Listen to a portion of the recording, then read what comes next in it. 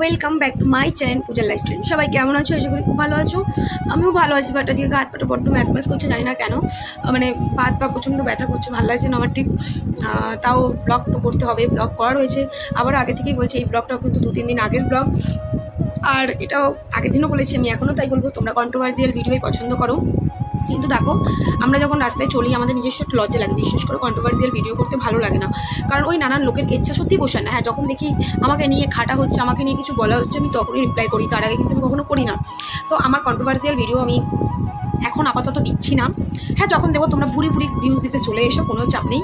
আর এটাই বোঝা যায়, মানে যারা ভালো ভিডিও দেখে তারাই হচ্ছে মেন জেনুইন ভিউয়ার্স, ভালোবাসার। কিন্তু যারা এই কন্ট্রোভার্সির সময় ভিউজ দিতে আসে তারা জেনুইন ভিউয়ার্স কখনো হতেই পারে না, কারণ শুধুমাত্র তারা ঝগড়া দেখতে আসে। কিন্তু আমার আজকের দিনে দাঁড়িয়ে আমার ভিডিওতে যদি 1000ও ভিউজ হয়, আমি মনে করবো এই 1000 মানুষটা আমার অরিজিনালি ভালোবাসার মানুষ।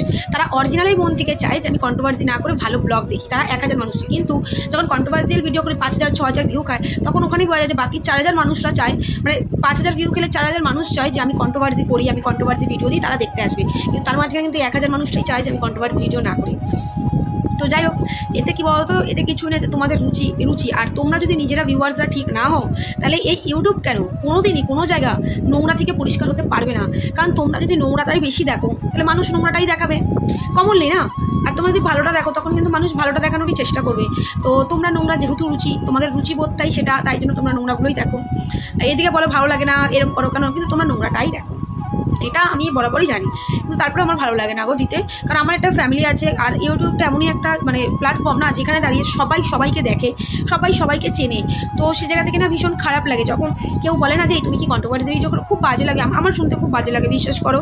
কারণ পরনিন্দা পরচর্চা করাটা সত্যি উচিত নয়, একদম উচিত না। কিন্তু ওই যে কিছু ক্ষেত্রে করতে হয় বাধ্য হয়ে, কারণ আমাকে না টানলে আমি কাউকে কখনো টানি না, টেনে কথা বলিও না। তো এখন রান্না বসিয়েছি, রান্না করবো, রান্নাটা করি। ভালো লাগছে না, প্রচুর রকমভাবে ঘুম পাচ্ছে আমার। মানে আজকে ভোরবেলাও 4:30 ঘুমিয়েছি, মানে কালকে রাত্রেও 1:30 থেকে আমার বান্ধবীর সাথে গল্প করা শুরু করেছি, 4:30 ফোন ডেকেছি। তোমার দাদা আজকে কলকাতায় গেছে, মিটিং আছে, ওকে 4টের সময় ঘুম থেকে ডেকে দিয়ে ফোন করে ডেকে তারপরে আমি 4:30 সময় আমি ঘুমিয়েছি। আমার ঘুমও পাচ্ছে বড্ড। যাক, কোনো রকম একটু রান্নাটা করি, এক তরকারি ভাত করবো, হলুদ চিকেনটা করবো। ভাত আর চিকেন বসিয়ে দিয়েছি, এখন শুধু আমি নিজের রান্নাটুকু আর কি তরকারিটা করা যায় দেখি, করে খেয়ে শুয়ে বসে। আনে আস্তে আস্তে সেই 3:30 বলবো খাওয়াবো, আমি খাবো না, ছেলে আসবে আমি তারপরেই খাবো। তো খেয়ে তারপরে শুয়ে পড়বো। আর তা অ্যাকচুয়ালি শুক্রবার তো তোমাদের বললাম আমি কুদঘাট যাওয়ার কথা, আমার বান্ধবীর বাড়িতে যাবো। তো আরেকটা কথা, তোমাদের একটা পরিচয় আমি দিয়ে দিই। অনেকেই জানো যে ও হচ্ছে আমার বেস্ট ফ্রেন্ড।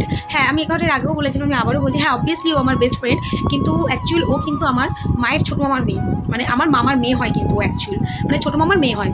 আর আমরা যেহেতু সমবয়সী, তাই জন্যই কিন্তু আমরা বেস্ট ফ্রেন্ড হয়ে গেছি। বাট ও কিন্তু অ্যাকচুয়ালি আমার রিলেটিভ। এটা কখনো না যে বেস্ট ফ্রেন্ড, অনেক সময় না বেস্ট ফ্রেন্ড রিলেটিভের মধ্যে, বাট ও কিন্তু আমরা দুটো সম্পর্কে আবদ্ধ, একটা আমাদের রিলেটিভ আর একটা আমরা বেস্ট ফ্রেন্ড।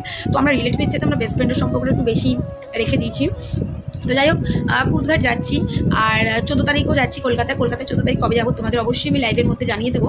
এখন অবধি স্যার আমাদের বলেনি 14 তারিখ কোথায় খেলা হবে, ছেলেদের স্টেট চ্যাম্পিয়নশিপ কোথায় খেলা হবে আমি জানি না, সেটা স্যার বলে দেবে। বলে দিলে তোমাদেরকে অবশ্যই জানাবো, যদি তোমরা কেউ কি মনে করো। কারণ অনেকেই তোমরা বলে দিদিভাই আগে থেকে বলো না, আগে থেকে।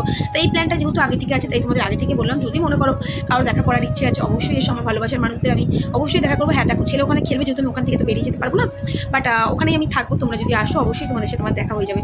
আর শুক্রবার কুদঘাট যাচ্ছি বাড়িতে, যেহেতু বাড়িতে পুজো, তো অনেক প্ল্যান করছি 2 বান্ধবী মিলে। এখানে কালকে সারা রাত এই করেছি, কে কোন শাড়িটা পরবো, কীভাবে সাজবো, ও আমাকে সাজিয়ে দেবে, আমি ওকে চুল বেঁধে দেবো, এরকম একটা ব্যাপার চলছে আমাদের মধ্যে।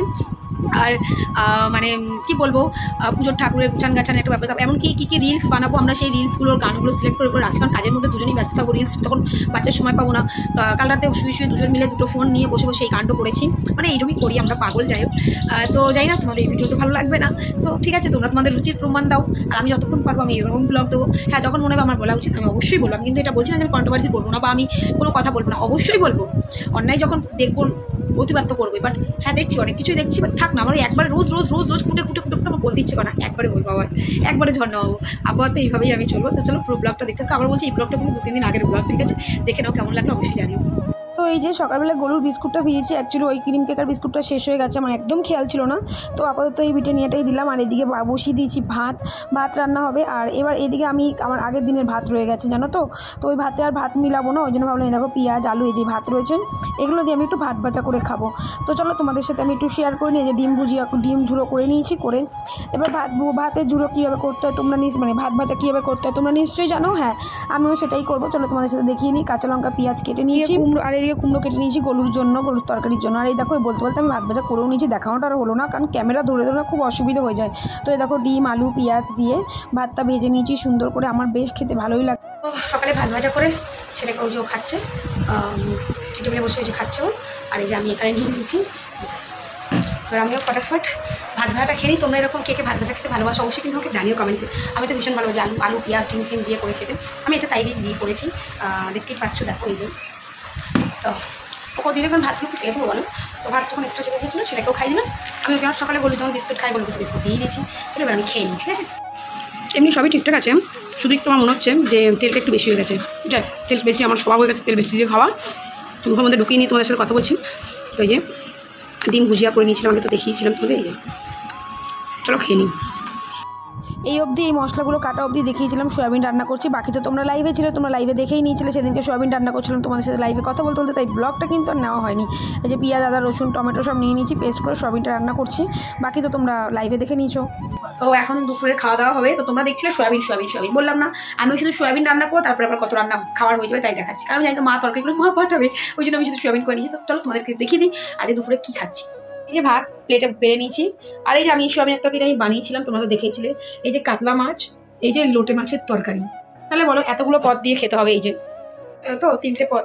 তো লোটে মাছটাই ভালো খাই, কাতলা মাছটা সাথে খাবো, সয়াবিনটাও খাবো। তো চলো খাওয়া দাওয়াটা করে নিই আমি, ঠিক আছে। দুপুরে খাওয়া দাওয়া করে যে শুয়ে পড়েছি একটু, কিন্তু ওই দেখো কি অবস্থা আমার গলু। ও বাবা, মানে আমার ছেলের জায়গার চাইতে ওর জায়গাটা আমাকে আগে রাখতে হবে, ঠিক আছে। ওই দেখো সব পাশাপাশি ঘুমিয়ে গেছে, আমিও শুয়ে পড়েছি। শান একদম গলুর গায়ে হাত দিয়ে একদম জড়িয়ে ধরে ও ঘুমিয়ে গেছে। আর দেখো ইনি দিব্যি ঘুমাচ্ছে কিন্তু, ঠিক আছে। কত কিউট লাগে না বলো, মানে সত্যি মানুষ কুকুর বলে, বাট আমি পারলাম না ওকে কুকুর বলতে আমার সন্তান ছাড়া। খেয়ে দিয়ে মা ছেলেদের ঘুম, আমার ছেলে এখনও ঘুমাচ্ছে। আমি এই সময় উঠলাম, চোখ থেকে বুঝতে পারছো। হ্যাঁ, আর যে বললাম তো এখন আমি একটু রেডি হবো, বেরোবো। সেটা হচ্ছে তোমার দাদা তো আসছে, তো তাই একটু তাকে আনতে যাবো, একটু দরকার আছে তাই যাচ্ছি। চলো যাওয়া যাবে। আমি হয়ে গেছি রেডি, আমার ছেলে কিন্তু এখনও ঘুমোচ্ছে। তো আমি কী করেছি দেখেন, ওয়ান পিস পরে নিয়েছি, একটা ছোট্ট করে একটা ওয়ান পিস পরে নিয়েছি, কারণ বৃষ্টি হচ্ছে বাইরে। জিন্সটা পরলাম না, ওয়ান পিসটা হলো কাদা ছিটে যেত জিন্স। তো চলো যাই। কী করছি, কিছুই করবো না, জাস্ট একটু ঘুরে ফিরে। দাদা আসছে, বলে একটু আসো, একটু ঘুরে ফিরে তারপর বাড়ি যাই। তাই একটু ঘুরে ফিরে বাড়ি আসবো। চলো যাওয়া যাক। তো আমি বেরিয়ে গেছি, রেডি তো হয়েছিলাম অনেকক্ষণ আগেই, বাট বেরোলাম এখন। তো চলো, অন্ধকার হয়েছে, মেঘলা হয়ে গেছে, অন্ধকার কম মেঘলা বেশি। তো আমি বেরিয়ে গেছি, দেখতে পাচ্ছি। হেঁটে টোটোর কাছে অবধি যাই, গাড়ি বার করবো না এই বৃষ্টিতে, বাপরে বাপিস গাড়ি বার করলে বড্ড নোংরা হয়ে যায়। তো চলো যাওয়া যাক।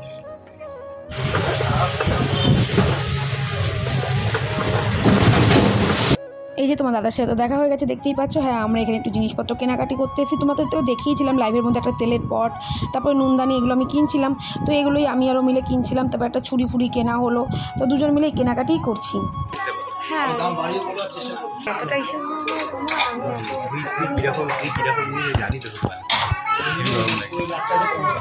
তো এখানে তো তোমার দাদা যেটা দেখছে, এটা নেবা ওইটা নেবা সেটা নেবা। আরে ভাই, প্রয়োজন নেই তো কী করতে নেবো বলো। আর সবই তো রয়েছে ঘরে, আর যেটুকু প্রয়োজন সেটুকু জিনিসই তো নেবো। তো যাই হোক, দুজন মিলে টুকটাক করে কেনাকাটি করলাম। আমি তোমাদের আগেও বলেছি, আমরা কিন্তু দুজন মিলেই কেনাকাটিগুলো করি। সেটা সবজি হোক, মানে মশলাপাতি হোক, কোনো প্লাস্টিকের জিনিসপত্র হোক, মুদি সদাই হোক, সব কিন্তু আমরা একসাথেই কেনাকাটি করি। এখান থেকে বেরিয়ে আমরা একটু মুদি সদাইও করবো। তো এই দেখো আমি চেক করছিলাম, তোমার দাদা তখন ভিডিওটা করছিল। মানে এটা আমার বাপেরও ভাগ্যি ভালো যে ও ভিডিওটা করে দিচ্ছিলো। তো এই যে আমি একটু চেক করছিলাম কোনটা নেওয়া যায় কোনটা না নেওয়া যায়, কারণ দেখলে না মনে যেন সবই নিই এরকম একটা ব্যাপার। তো যাই হোক, আমি নিলাম, নিয়ে এখান থেকে কেনাকাটি করে মোটামুটি আমরা আবার এখান থেকে তোমাদের যে পেমেন্ট করে দিল, এখান দিয়ে কেনাকাটি করে আমরা এখান দিয়ে বেরিয়ে গিয়ে এখান দিয়ে আবার একটা ছুরি কিনবে। আমার ঘরে এত ছুরি আছে, তাতেও হচ্ছে না, ওর আরও ছুরি কিনতে হবে। যেহেতু ও ছুরি কিনে ওই সবজি কাটার জন্য ছুরি ছাড়া সবজি কাটতে পারে না। তো এই যে এখান থেকে দুজনে গল্প করতে করতে বেরিয়ে যাচ্ছিলাম, বেরিয়ে এবার আবার চলে আসলাম মুদির দোকানেও কিছু কেনাকাটি ছিল, মানে এই আর কি হয় বুঝতে পারলে তো, মানে এখন আর ব্যাপারটা প্রেম আর নেই, বুঝলো তো, কেমন একটা জানি হয়ে গেছে। বাইরে বেরিয়ে এখন আমরা মুদি সদাই করছি, কেনাকাটি করছি, এই সবই চলছে আমাদের। তো যাই হোক আমরা টুকটাক মুদি সদাই করে তো রাত্রিবেলায় ফিরে এসেছিলাম। ওইটা কবের ব্লগ তোমরা তো বুঝতেই পারছো। সেদিনকে চিকেন রান্না করেছি, সেই চিকেন রান্নার ভিডিও আর দিতে পারিনি, ছেড়ে দাও।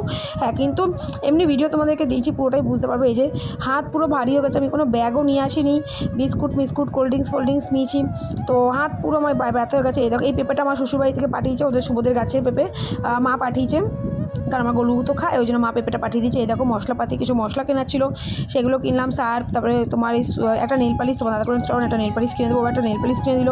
আর আগের দিনই বলেছিলাম যে আমার বিস্কুট শেষ হয়ে গেছে গলুর, ওই দেখো বিস্কুটও কিনে নিয়ে বিস্কুট দুটো কৌটোয় ভরে দিয়েছি গলু। আর এই যে এখন রান্না হচ্ছে ডালপুরি আর কাশ্মীরি আলুর দম, মা তো করেই ছিল, তো কাশ্মীরি আলুর দমটা তো তোমাদের দেখাবোই। আর এই যে তেল এদিকে গরম হয়ে যাচ্ছে, আমি এদিকে মা ডালপুরিতে সব ভরে দিয়েছি, এবার আমি একা একা বেলবো আর ভাজবো, ফটাফট ভাজবো। এই যে ছেলে একটু ক্যামেরাটা ধরে দিচ্ছিল, ওর সাথে কথা বলতে বলতেই আমি কাজ করছিলাম। তো আমি এদিকে কচুরিগুলো ভাজছি, মা ওইদিকে খাবার বাড়ছে, কারণ দুজন মিলে একসাথে করলে না একটু তাড়াতাড়ি হয়ে যায়, নাহলে পুরোটা মায়ের ওপর ছেড়ে দিলে হয় না। মায়ের তো শরীরটা ঠিক নেই, তোমরা জানোই, উনি কন্টিনিউ দাঁড়িয়ে থেকে রান্না করাটা একটু চাপ হয়ে যায়। তো এই যে ডালপুরি হচ্ছে আর আলুর দম হচ্ছে রাতের খাবার। তো চলো আমরা রাতের আজকে খাওয়া দাওয়া কমপ্লিট করে নিচ্ছি। তো এই যে গলুকেও একটু দেখিয়ে দিচ্ছি, দাঁড়াও আমার শান গলুকেও একটু দেখিয়ে দেবো। ওই দেখো, তো আজকের মতন ব্লগটা কিন্তু এখানেই আমি ইতিগজ করবো, আর বেশি বড় করবো না। এই দেখো এই দিয়ে তপাস করে পড়ে গেছিলো লুচিটা আমার কাছ থেকে।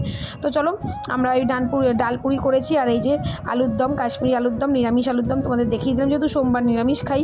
তো হয়ে গেল আমাদের আজকের মতন ব্লগটা এখানে এন্ড। কেমন লাগলো অবশ্যই কিন্তু জানিও, আর এইভাবেই ভালোবাসা দিয়ে এইভাবেই পাশে থেকো, এইভাবেই আমার সাথে থেকো।